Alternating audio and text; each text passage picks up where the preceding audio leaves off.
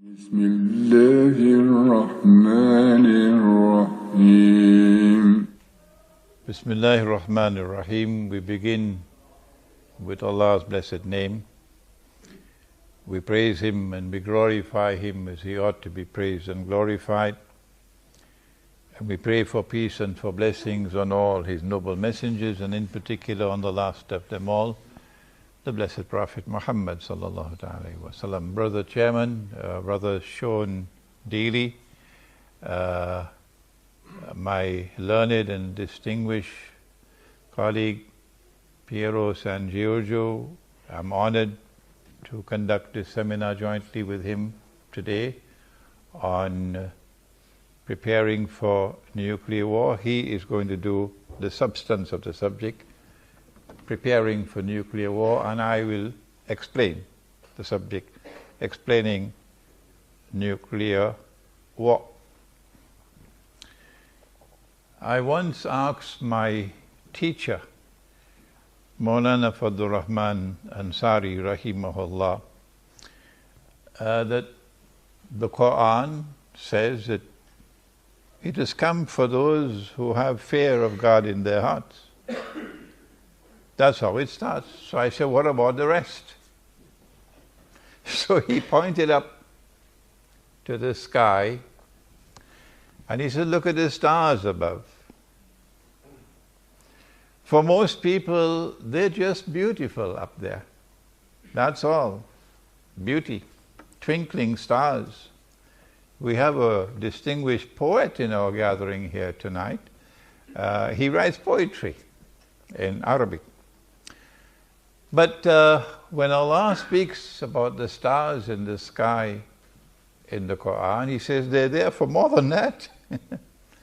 The stars are there to guide you, if you know how to read them.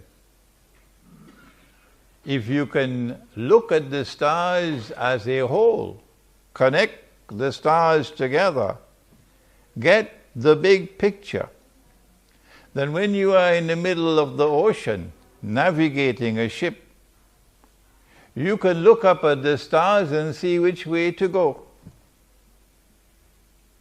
The verses of the Quran are like that, and so too history. There are those who look at the historical process and they see only events, and they remember names and they remember dates. And they say, but perhaps the world is just moving this way and that way. Like a piece of wood in the ocean, the wave is turning, tossing it this way and that way. That history is just moving in any direction it chooses to move. But then there are others who usually don't watch television. That's why they can think. And because they are people who can think, they're able to connect the dots of history. And they're able to see a pattern emerging in history. And read history differently from that which is presented in the history books. And such people look at the world today and say we are on the brink of some big catastrophic event. And these are not people who are simply Christians or Muslims or so. Piero is secular in his thinking. Piero wrote to me a few years ago and said, I don't understand it. How come? You from religion and I from the secular world, and we came to some conclusions. So that Allah gives His light to whomsoever He chooses. And with that light you can read and connect the dots of history and understand where we are and anticipate what's coming. It's like dry wood and you just need a match. That's what it is now in northern Syria. those who created what is called the Islamic State, ISIS, and what I call the bogus Islamic State, are now in a quandary, because they created this after great planning, and they had a great design, and they're pursuing momentous aims and objectives with this ISIS. But now it faces collapse. The Russian intervention in Syria is bringing ISIS to a close. It's bringing down the curtain on ISIS. And they can't allow that to happen. They are a people who have, excuse my blunt language, they are a people who have PhDs in hypocrisy. They tell monumental lies and then put on their best suits and go to church on a Sunday morning. Or go to the masjid on Friday. Without any shame and embarrassment. They created ISIS. And now they want us to believe that they are bombing ISIS. But because ISIS is collapsing, because the insurrection, the armed insurrection that was planned, meticulously planned in Syria, is now falling apart. And the army of the Syrian people, not the one that came from outside and is paid $1,000 a day, the mercenary army, the army of the Syrian people, whether it is Christian or whether it is Muslim or whatever it is, the army of the Syrian people is now winning the war. That's why we now have arrived at a flashpoint. We begin our presentation today in explaining nuclear war by advising that we look to two cities in particular, Aleppo in northern Syria and Mosul in northern Iraq. They cannot allow either of these two cities to fall. No. So that we are now faced with the possibility, maybe another few days, maybe another few weeks, and we know whether my talk has substance in it, that NATO's very important member called Turkey, led by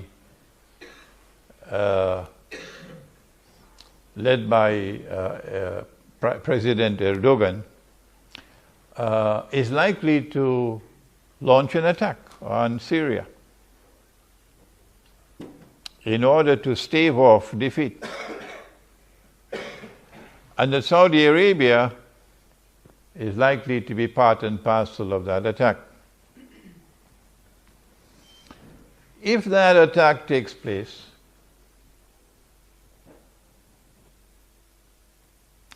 will it take place with the consent and blessings of NATO? Or will Turkey and Saudi Arabia be moving out on their own, hoping that NATO will intervene? That's the question I cannot answer. I don't think anyone can answer that question. And so there are two possibilities. This is the micro-analysis before we proceed with the macro-analysis. There are two possibilities: that we can be facing a war which is going to be limited in scope, in which NATO may decide not to intervene, and Turkey and Saudi Arabia will have to fight it out on their own, and they're going to lose that war. Russia will defeat them.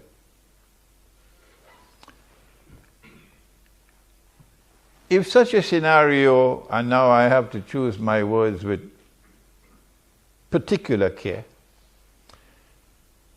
if such a scenario were to emerge, this is the first option, then at the end of such a limited war,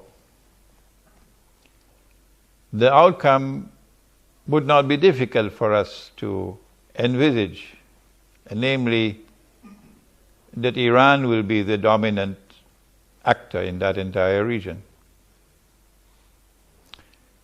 That the Saudi royal family would have to exit from the stage of history. And that most likely ISIS will find a home in Saudi Arabia, in Mecca and Medina. But ISIS is a particularly venomous snake. And it seems to have been created with a particularly major objective of inciting and fomenting Shia-Sunni civil war in the world of Islam.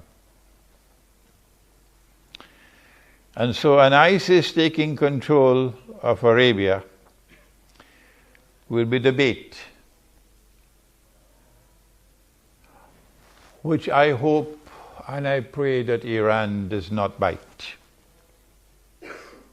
Because if Iran were to foolishly bite that bait and to ever launch an attack on Arabia, then those who created ISIS will get what they wanted, namely Shia-Sunni civil war in the world of Islam, and the major beneficiary will be the state of Israel. I will myself use my voice as powerfully as I can to condemn Iran. If Iran were to ever make such a stupid mistake as to launch an attack on Arabia. The second possibility, and we must move quickly now, is that if Turkey launches an attack on Syria, as we expect soon, then NATO would intervene.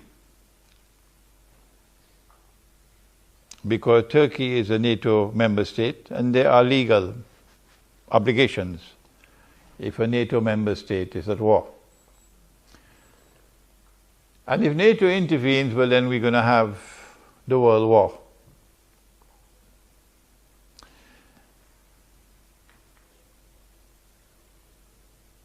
If the world war takes place, of course it's going to be nuclear war.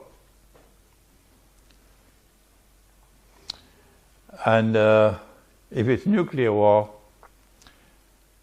then only the nuclear scientists really will be able to tell us what's going to happen to the world if a nuclear war takes place. But we're hoping that Piero will be able to at least give us some help in understanding what kind of a world will it be if a world war takes place.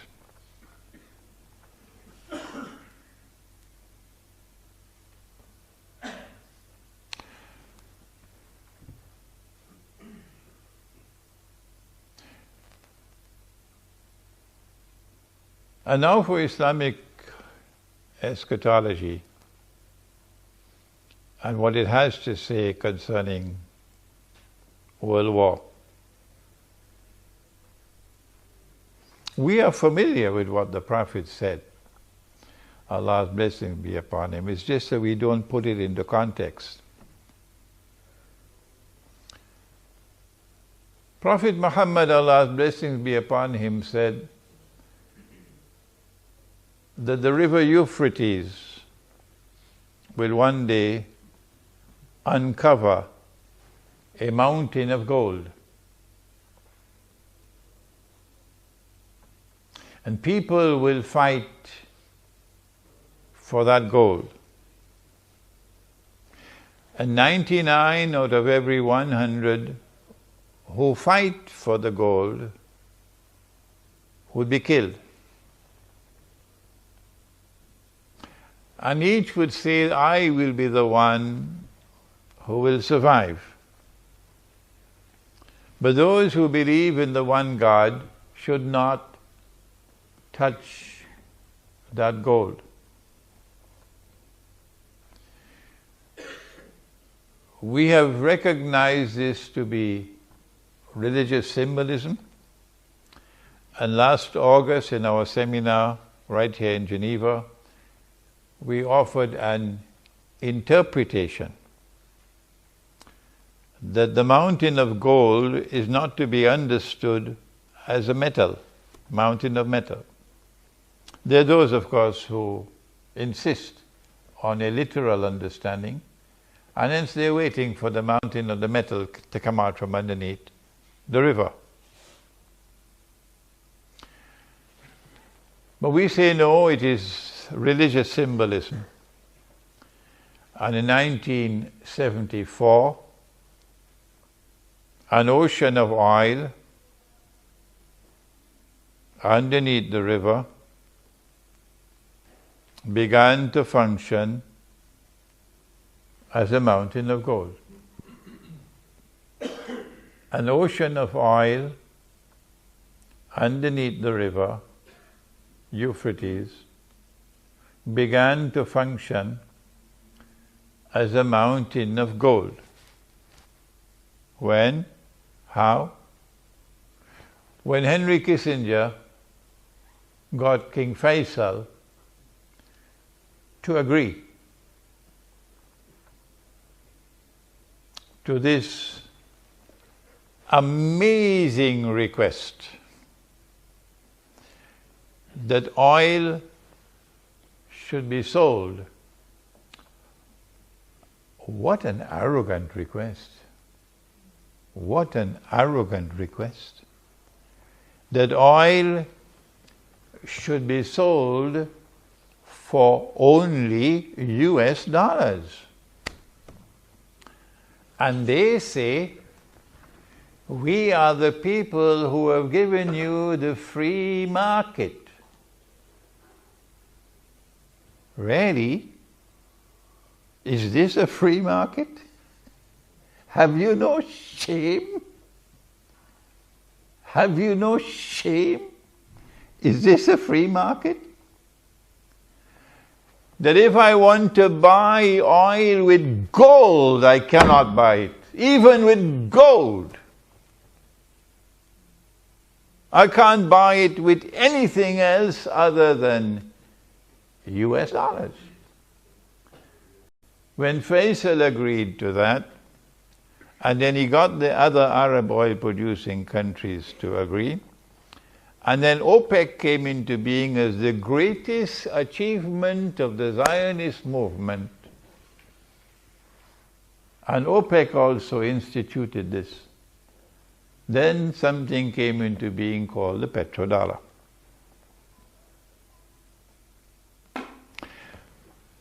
And the prophecy of Prophet Muhammad alayhi salatu wasalam materialized. But he said they're going to fight over that mountain of gold. Watch it, what the Prophet said. That fight is coming into being now, that fight is about to take place because of BRICS. Because BRICS is a threat to the petrodollar monetary system. And Russia is the leader of BRICS. Without Russia, China would not be there. And without Russia and China, forget it. India and Brazil and South Africa are just little boys. And so, from our eschatological perspective, the big war is coming. And we can see and understand there's going to be the war over the mountain of gold. And so Ukraine is a sideshow. Syria is the sideshow. The mountain of gold is the cause of the war. In order to maintain their rule over the world, they must maintain their rule over money. You cannot rule the world unless you rule the world of money. And you cannot rule the world of money so long as mankind is using gold and silver as money. No. You've got to get rid of gold and silver as money because this is money with intrinsic value. This is real money. And you've got to replace it with something called monopoly money. Someone else called it toilet paper money.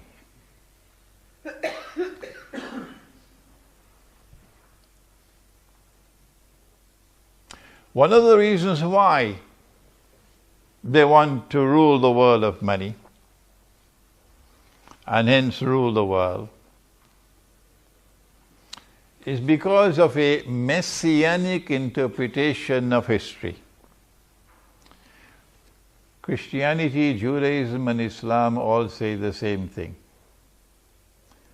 that the historical process is going to end with the Messiah. And the Messiah will rule the world from Jerusalem.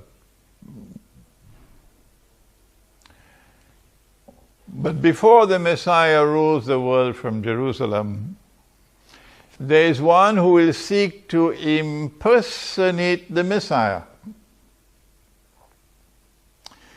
He's known as the Antichrist. In Islam, he's known as Dajjal. I'm writing a book on Dajjal now, but some of you don't want me to finish this book. So many emails. So I have to keep on replying. I regret I cannot respond while I'm writing my book. In order for him to successfully impersonate the Messiah, he has to rule the world. He has to rule the world. And he has to rule the world from Jerusalem. But the Messiah was not sent to the American people, nor was the Messiah sent to the Swiss. The Messiah was sent to the Israelite people, the Jews. And so they have to be convinced that you are the Messiah if you want to make a claim. In order for him to convince the Jews that he is the Messiah, and if you've read Jerusalem in the Quran, you'll be familiar with this eschatological analysis. Number one, he has to liberate the Holy Land for the Jews. He couldn't do that so long as the world of Islam had a caliphate. So long as the world of Islam had Darul Islam, one consolidated mass, a mighty army. So in order for him to liberate the Holy Land, he has to get rid of the caliphate. He did it with exquisite design. Exquisite design. An institution which has been there in the world of Islam for 1400 years. How to get rid of it? It is part of the deen, the religion, how to get rid of the caliphate. And then get the Muslims to forget the caliphate. Of course, that's what television does. What he did was to create the Ottoman Empire, Dajjal. If you are a supporter of the Ottoman Empire and you cannot as yet read history, I suggest you go back and study your book. The Ottoman Empire was then empowered with a power that could not be matched by its enemies. No. Where did it get that power from? And then the Ottoman Empire expanded until it took Arabia and took Mecca and Medina, and then claimed the caliphate and carried it to the capital city of the Orthodox Christian world. There are many things that are strange that occurred in history. This one beats them all. To take the capital of the world of Islam and go and pack it up in the capital of the Orthodox Christian world, this one beats them all. And then when the Ottoman Empire collapsed, the caliphate collapsed with it. That was the grand design. In order for them to be able to liberate the Holy Land, they had to break up the world of Islam. And that's what happened with the First Great War. The First Great War, the First World War, from an eschatological perspective, achieved these objectives. It got rid of the caliphate, and it broke up the world of Islam into bits and pieces at mutual war with each other, antagonism with each other, and gave it a virus called nationalism. And this virus caused them to have rivalry with each other. Exquisite planning, incidentally. Exquisite planning. The First World War, therefore, allowed them, a British army, to conquer Jerusalem. And guess who the British had fighting with them in the British army? They had Arabs. They had, today it's called Pakistan. They had many Punjabis fighting in their army. Oh yes. I mean, you have to give Jack his jacket. The British were brilliant. Brilliant in making fools of these people. And they're doing it again today now with ISIS. Not only did the First World War achieve this objective of neutralizing the world of Islam, but there is another threat to them. And that comes from another part of the Christian world which has an equal claim to Jerusalem. And that's the Orthodox Christian world. And guess what happened in the First World War? We don't have the time to go through that history tonight. But they were able to neutralize the Orthodox Christian world. That was the Bolshevik Revolution. That was communism. And that was the world's first atheist state, which waged war on the Orthodox Christian people, destroying their monasteries, destroying their churches, killing them, slaughtering them, pushing atheism down their throats. That was the Soviet Union. And so both the two possible threats to them were neutralized. The First World War. Was it 20 million Russians were killed in the First World War? Then came the Second World War. If we look at it from an eschatological perspective, Britain now has control over the Holy Land. Britain is the mandate power. And while pretending to keep the European Jews out, Britain is allowing them in. Before Israel could be born in 1948, you had to have a Second World War. So the First World War had to come to an end in such a way that there's unfinished business. And so they imposed humiliating conditions on Germany in the Treaty of Versailles, I believe it was.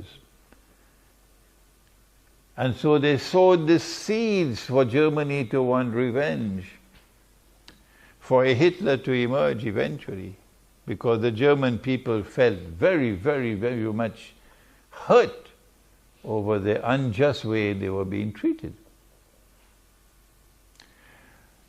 When the Second World War took place, the objective of the Second World War is, number one, to allow the State of Israel to come into being. But before the State of Israel comes into being, you must have a United Nations organization and a Security Council for world government to protect Israel. World government to protect that baby who's about to be born. You need the International Monetary Fund for the financial slavery that we now have. So they had all of these things put in place at the end of the Second World War. The Second World War was also fought in order to open the door for millions of European Jews in the Soviet Union and other parts of Eastern Europe to migrate to the Holy Land, to Israel. But when people are comfortable where they are living, how do you get them to leave? How do you get the French Jews to leave France and go back to Israel? They don't want to go to Israel. The Jews who are living in France today, they don't want to go. So how do you get the Jews to leave France and go back to Israel? You've got to do something. I ask those who are Jews to think. If you're a Jew, I ask you to think. I want to look forward to the day when someone will write a proper history on Hitler, to connect Hitler with the master plan of creating an environment which will force the Jews and entice the Jews, assist the Jews to leave Europe, to leave Russia, and go to the Holy Land. And then you need a government in charge, in control, and that's what they had in the Soviet Union. The Bolshevik Revolution did not take place without their involvement in it. It was Russian Jews who gave us the Bolshevik Revolution. Wall Street had a lot to do with Bolshevik Revolution. This is history. And so the Soviet Union played a sinister role in facilitating the movement, a massive movement of Russian Jews in particular, to the Holy Land. The Second World War achieved its objective, its eschatological objectives. And now if a Third World War is to take place, well, what do they want from a Third World War? Answer: not only must the Antichrist liberate the Holy Land, he must do that. He must do more than that. He must cause the Jews to return to the Holy Land to reclaim it as their own. He's done that. He must cause a state of Israel to be restored in the Holy Land. He's done that already. But there's one thing left. And that is that state of Israel must become the ruling state in the world. So when they said, all that we want is to find a place for a people to live who do not have a home, that's all, they were telling a big lie. No, they wanted that a state of Israel should be created which will one day rule the world. That's what they wanted. Israel cannot rule the world without another big war. This is our eschatological analysis of the purpose of the coming world war. The immediate objective is to try to preserve the petrodollar monetary system. The Prophet ﷺ did not tell us it's going to survive. He says 99 out of every 100 will be killed in that war.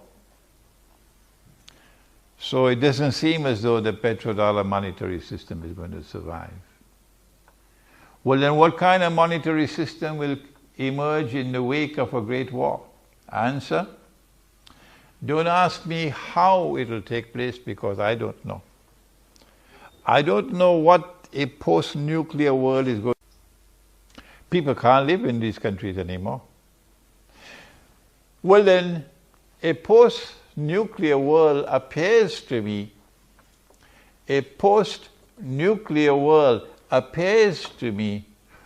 be a world in which Israel can make a claim to be the most powerful state, and therefore the ruling state.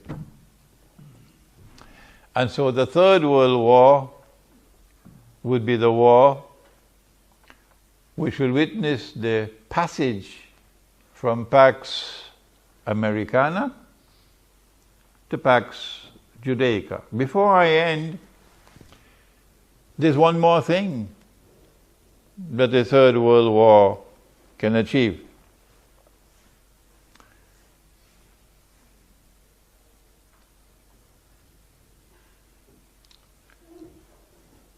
Our Prophet, Allah's blessings be upon him, prophesied the destruction of the Arabs.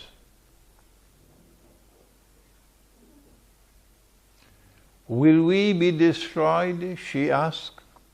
His wife asked. He said, Na'am, yes, you will be destroyed, the Arabs. When will we be destroyed? إِذَا كَثُرَ الْخَبَثِ, when khabath prevails. When rubbish takes over. If you look at the landscape of the Arab world today, if you look at those who lead the Arabs today, and you look back at yesterday, and you see men and women of piety, men and women of integrity, men and women of whom the Arabs were proud, and you look at the vagabonds that we have today, you see this is rubbish. This is rubbish. If Ikhwan was bad, and of course, oh yes, Ikhwan al-Muslimun made so many mistakes that I wish they never rule over Egypt again. This may hurt the feelings of some people. But if you cannot read the constitutional sunnah, then you shouldn't call yourself an Islamic movement. If Ikhwan al-Muslimun was bad, what I tell you, Sisi is much worse. That may hurt the feelings of some of the supporters of the Egyptian government. And so when rubbish prevails, and that's what we have today, rubbish prevailing, the Arabs are going to be destroyed. Well, what about the other force which threatens them, Russia? What's going to be Russia's fate after the World War? I don't have the time, but Surah Al-Kahf tells me that Putin is going to checkmate them. Yes, there's going to be massive destruction of Russia, but Russia will survive. How do we know that? Because the next event which takes place after the Great War, said Prophet Muhammad, Allah's blessings be upon him, and if you're in NATO, you better listen to Muhammad alayhi salatu wasalam. If you're in Washington, you better listen to this man. He said the next event to occur after the Great War will be the conquest of Constantinople. And the conquest of Constantinople has only one military significance. It liberates the Bosphorus for the Russian Navy. And so Russia will survive the Great War. What happens after that? You read Islamic Eschatology and you would know what happens after that. But before I end, they will achieve one more major victory in this coming war. In the First World War, they got rid of the caliphate. That was a great achievement. Because the caliphate had been in existence for 1400 years. But the Hajj has been in existence for thousands of years. The Hajj, the annual pilgrimage to Mecca, has been in existence from the time of Ibrahim alayhi salam. So thousands of years, even thousands of years before Prophet Muhammad alayhi salatu wasalam was born. But there's not going to be any Hajj after the next war. The Hajj will disappear. That's another major victory coming up. How do we know that? Because he prophesied it. Hajj. وَلَا يُؤْتَمَرَنَّ, and people will continue to make the Umrah, the visit. بَعْدَ خُرُوجِ يَأْجُوجَ وَمَأْجُوجَ بَعْدَ خُرُوجِ يَأْجُوجَ وَمَأْجُوجَ. Even after Gog and Magog have been released, people will continue to perform the Hajj. And people will continue to perform the Umrah or the visit to the house. But then he ended by saying, لا تقوم الساعة حتى لا يحج. But the last hour will not come until the Hajj is abandoned. And I am suggesting to you that the abandonment of the Hajj will take place in this coming nuclear war. I hope and pray that this brief introduction to an Islamic eschatological analysis of world wars would provoke the scholars in our midst, because I'm now 74 years of age. But we haven't shown here a graduate of international relations. I hope that it'll provoke you, our budding scholars, to conduct the research and to produce a work on an Islamic eschatological explanation of world wars. Thank you. Wassalamu alaikum wa rahmatullah.